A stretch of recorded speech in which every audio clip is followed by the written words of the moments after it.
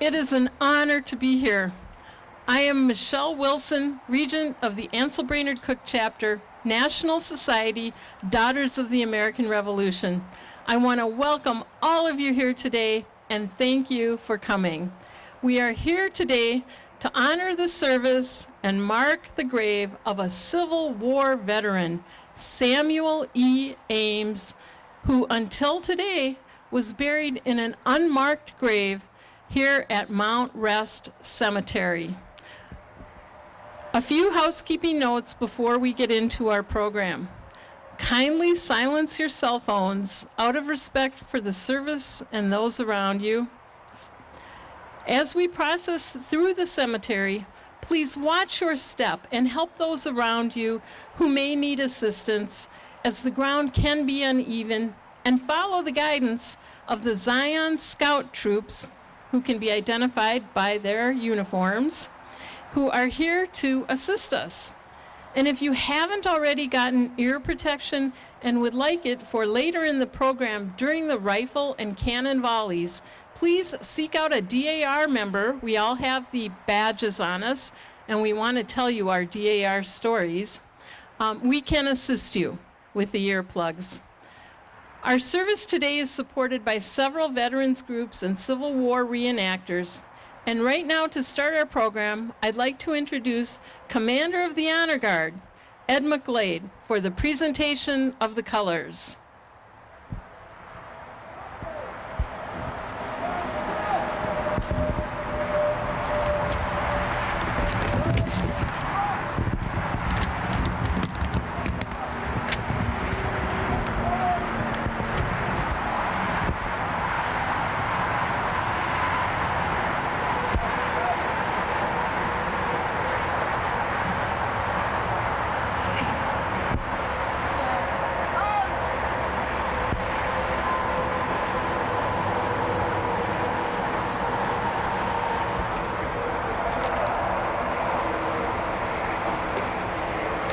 Thank you, Commander McGlade.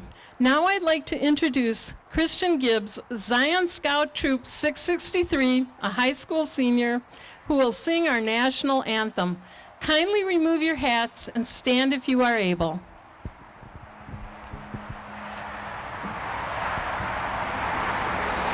Oh, say, can you see by the dawn's early light what so proudly we hailed at the twilight's last gleaming, whose broad stripes and bright stars through the perilous fight o'er the ramparts we watched were so gallantly streaming, and the rockets' red glare, the bombs bursting in air, gave proof through the night that our flag was still there.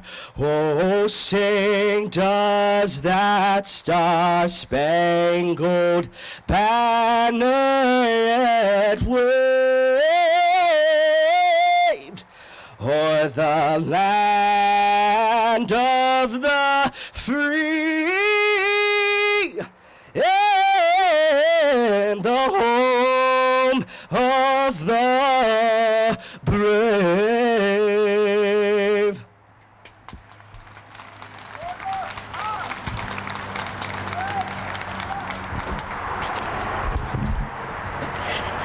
Thank you, Christian. That was absolutely wonderful.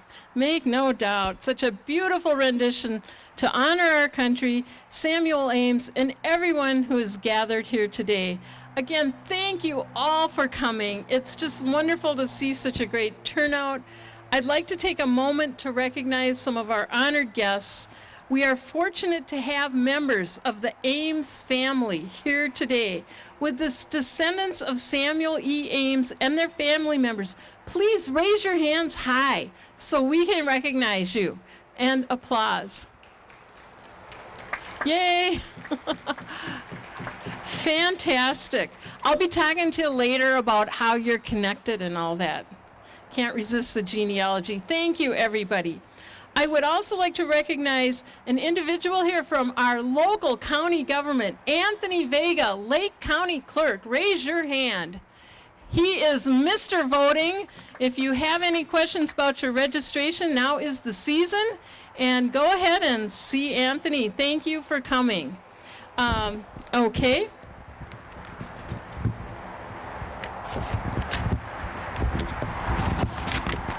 Additionally, we are honored to have with us today many individuals representing several organizations, including a number of American Legion and VFW posts, first responders, scouts, Daughters of the American Revolution, and many others wanting to show their respect to a Civil War veteran who until today was laid to rest in an unmarked grave.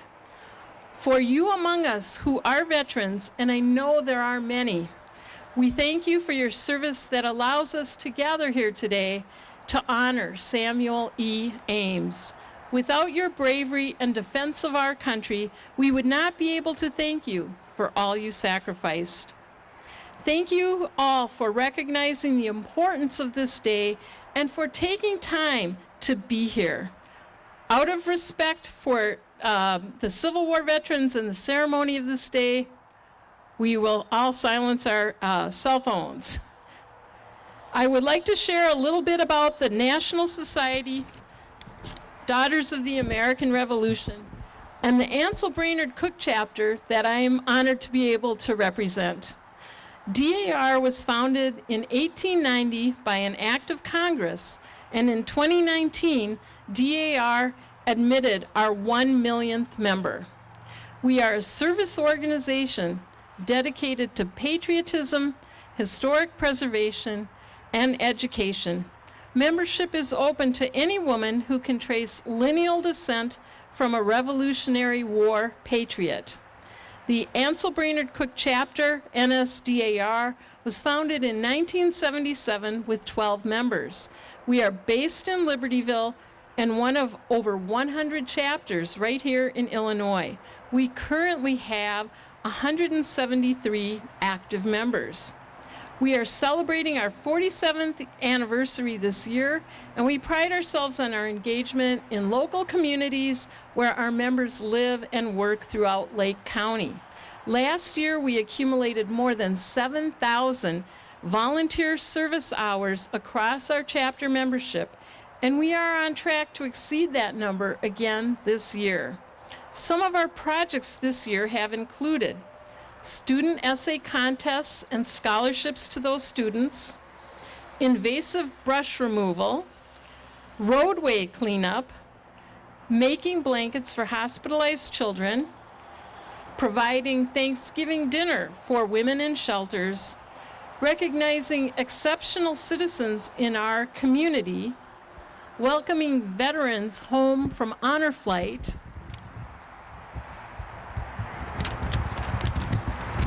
marching in the Libertyville Days Parade, and collecting socks for homeless veterans as part of Chicago Stand Down. Two of DAR's main objectives are promoting patriotism and preserving American history. Our gathering here today reminds us of all who have come before us and what those individuals have done to shape our country and society today.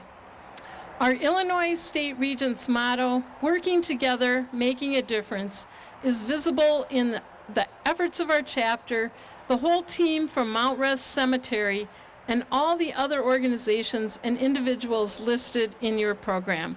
They have all collectively undertaken to make today's program a reality, and we hope you all find it meaningful. And I hope you all will stop by our booth after, and if you have any questions for DAR, we're here for you.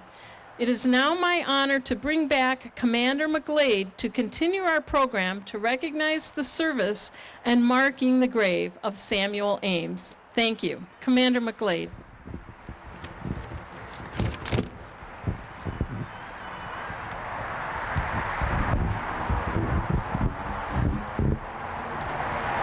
Thank you all for being here. The year is 1861. The country is engaged in a civil war. Brother against brother, father against son. Two armies are converging on a small town in Virginia named Manassas. We will know it now as the Battle of Bull Run. The summer was warm. July was the battle. People came out in their summer's finest to picnic and watch the battle. The press said, the saber rattling, it'll all be over in a week, maybe two. All will be well. And in 4.5 of the bloodiest years this country has ever seen, 650,000 men lay dead, wounded, or missing. More than all the wars this country has endured combined. So why do we come out and put these blue and gray uniforms on? To teach its history, not to glorify the war. We do this at schools, museums, history days, reenactments, and in venues such as this. We do this for you, to teach you your history. We do it for us because we love this history. But above all, we do it for them. Thank you.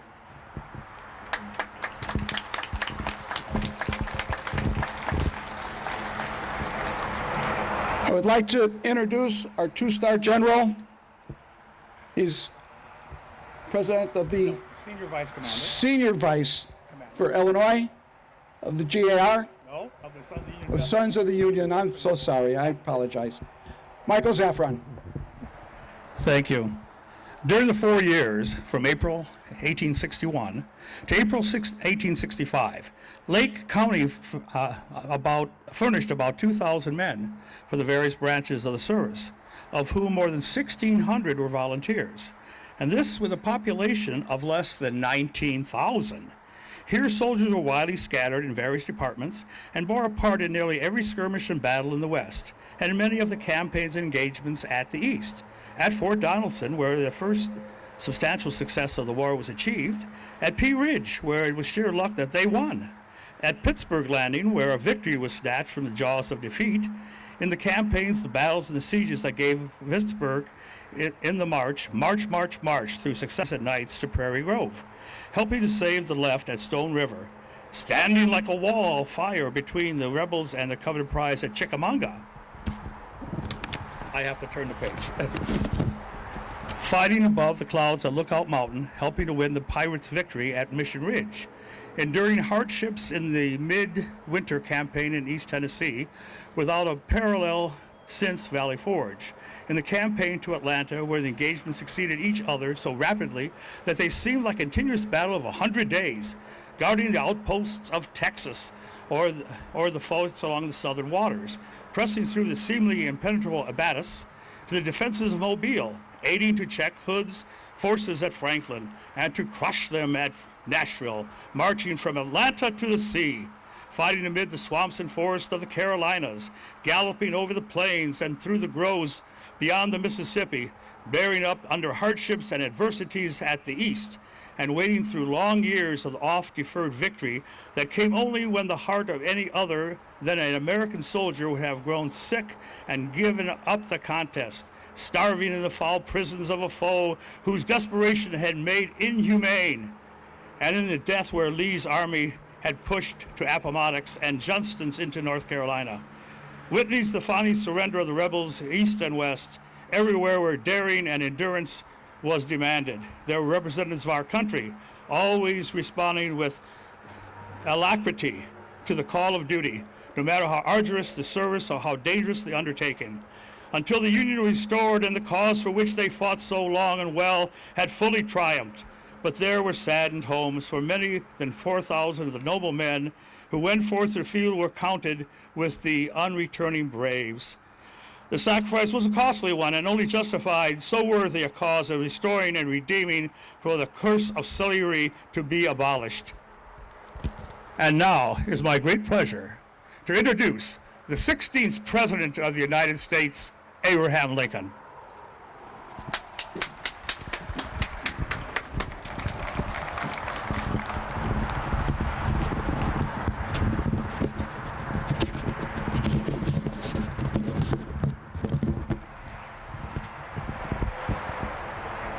Fourscore and 7 years ago, our fathers brought forth upon this continent a new nation, conceived in liberty and dedicated to the proposition that all men are created equal.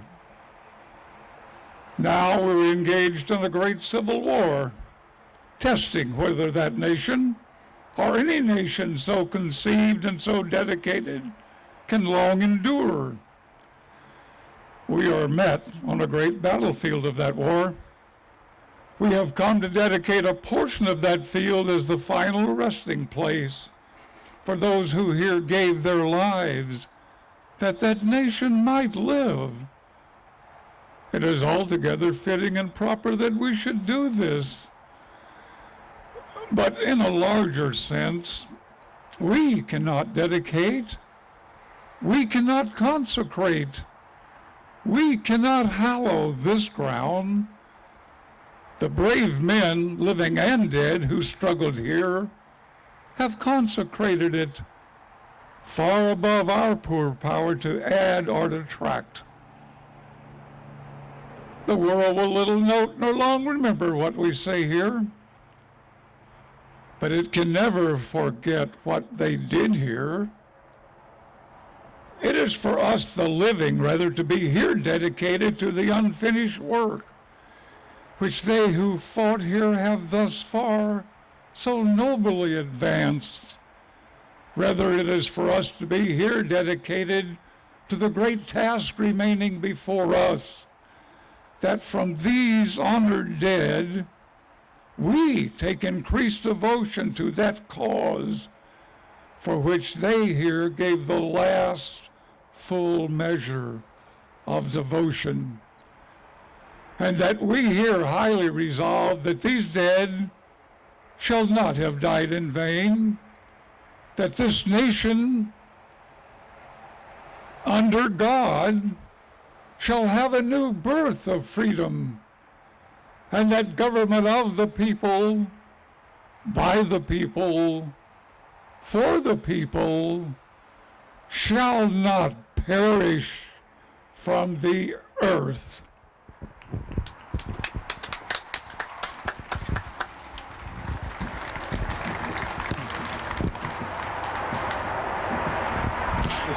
Thank you, Ms. President Lincoln. That was amazing. We need our cue.